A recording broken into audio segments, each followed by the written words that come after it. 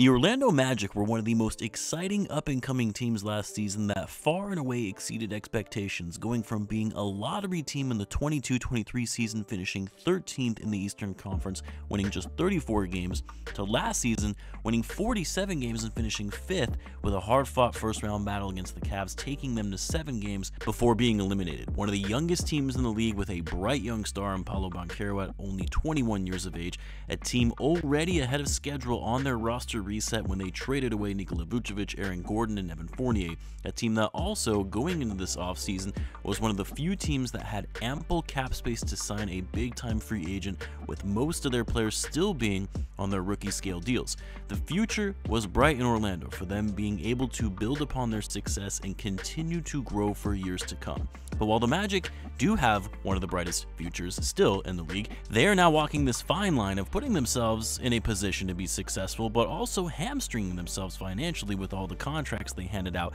this summer. How, you ask? Well, let's talk about it. As always, if you're new to the channel, be sure to subscribe to help the channel grow, and in return, I'll be providing more NBA content like this. Now, I want to be clear, Orlando Magic fans do not like me, and it's in large part due to a video I made a couple years ago when I first started the channel about how their future, the Orlando Magic's future, is not as bright as one might think it is. And while I've been wrong in some aspects of what I said then in thinking that, like Dwight Howard and Shaq before him, that the Magic have a history of losing star-level talent, and while the history is there, it doesn't necessarily indicate what's to come in the future, especially considering this is now a new regime managing the team from what they had back in the day. But the Magic have since exceeded expectations as a team, and you would expect to only further get better with time. But now, the biggest thing preventing this team's future from being as bright as one might think is because of the financial bind they have placed themselves in. Now,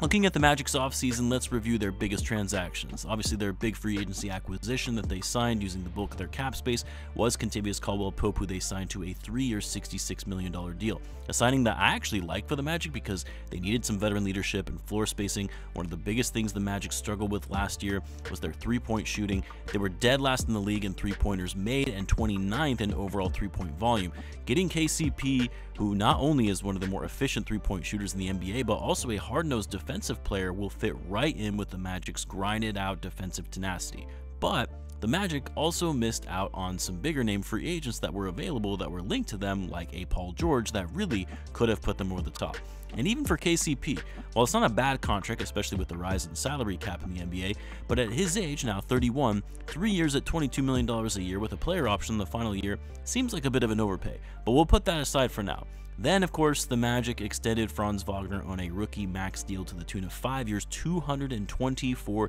million, a deal that will go into effect in the 25-26 season at a starting salary of $38.6 million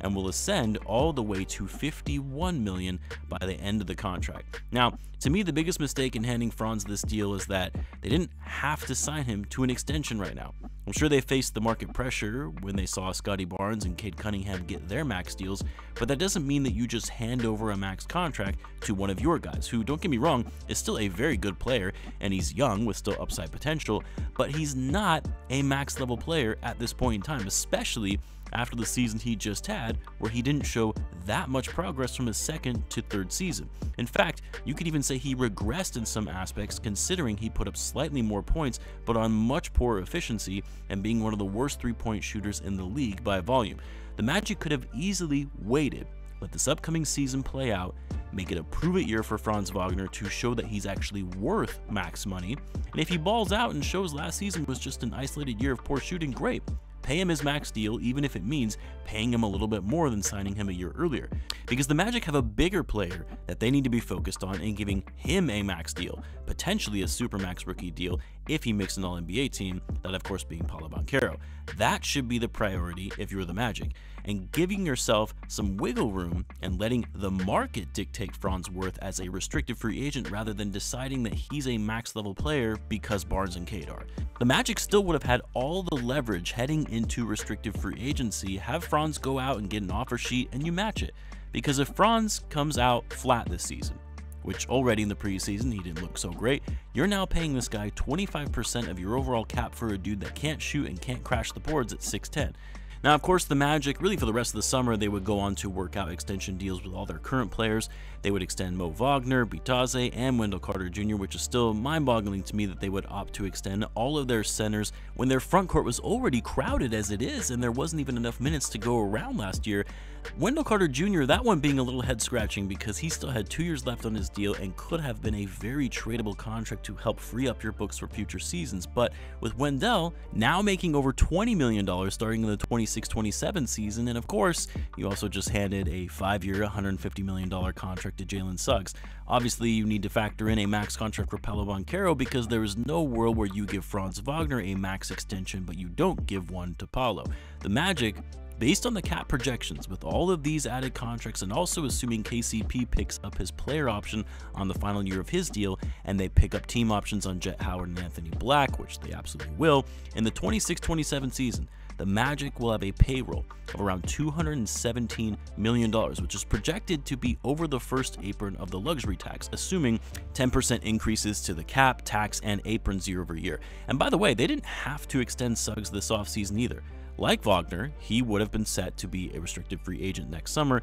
and the Magic could have let the market determine his value and matching any offer sheet that he got. And also just seeing how the season plays out to see how much his offensive game progresses, because as great as Suggs is on D, and he's made great strides on offense as well, yes, and only 23 years old, $150 million contract though is very steep for someone at his production, especially when, again, you know you have to leave money aside for Paolo Banchero, who is going to be extension eligible for this upcoming season. And look, while I know some will say, well, this isn't that bad, they're a good young team, they'll project to be better by then, assuming the growth and maturation of Banchero, who's already an all-star in just his second season. But the fact of the matter is, the Magic, they still need another piece to truly get over the top and be legitimate title contenders. Banchero alone with this crew, this core that they're building with, isn't going to get them there, especially not with teams like the Knicks, who just got better, of course the Celtics, who are still the team to beat in the East, the Sixers, who just added another superstar. Of course, don't forget about the Bucks, although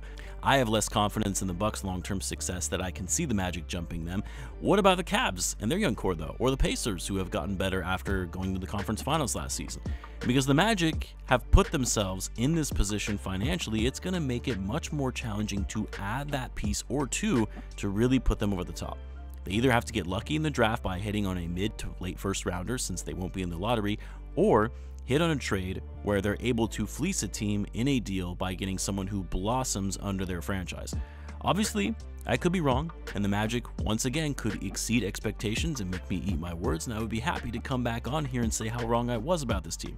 But I see it being more of a likely scenario that this team enters salary cap hell and hits their ceiling in the Eastern Conference with little ways out of it. I would love to hear what you guys think though. Let me know in the comments. As always, be sure to subscribe, and I'll see you in the next one.